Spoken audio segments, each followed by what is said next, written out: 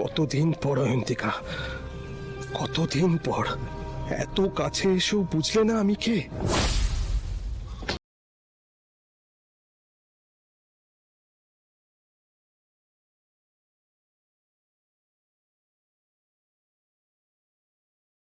Confidential, কাউকে এই মুহূর্তে কাউকে জানানো যাবে না, কিন্তু কোথায়? Right right right right right.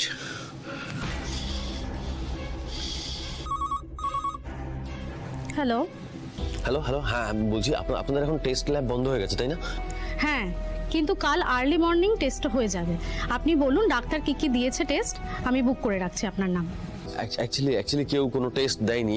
আমি নিজেই একজন ডক্টর। আমি বাড়ি থেকে বেরোবার সময়, মানে সন্ধ্যাবেলা আমি 6টায় যখন বাড়ি থেকে বেরোই, তখন পার্কিংয়ে গেছিলাম গাড়ি বের করার জন্য, তখনই ব্ল্যাক আউট হয়ে যাই এবং জাস্ট সেন্স পেরে 3 ঘন্টা পর, মানে রাত্রি 9টায়।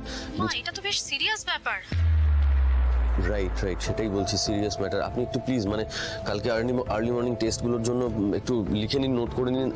আমার খুব আর্জেন্ট আছে। হ্যাঁ হ্যাঁ, নোট করে নিন।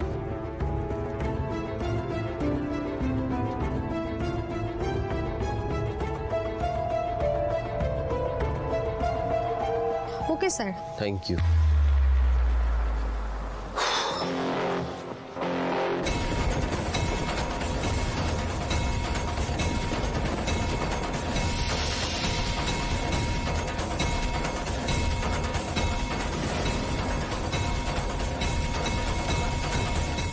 আপনি এই শরীরে একা বেরিয়েছেন কেন? চলুন আমি আপনাকে ঘরে দিয়ে আসি। ঘর, ঘর বলতে তুমি কি বোঝো?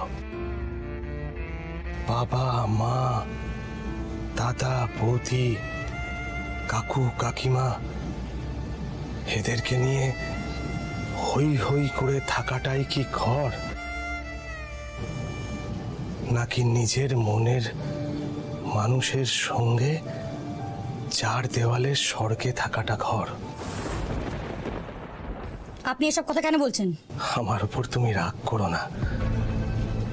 আমি খবরে সবটা দেখেছি, আর এখন আমি তোমায় দেখে বুঝতে পারছি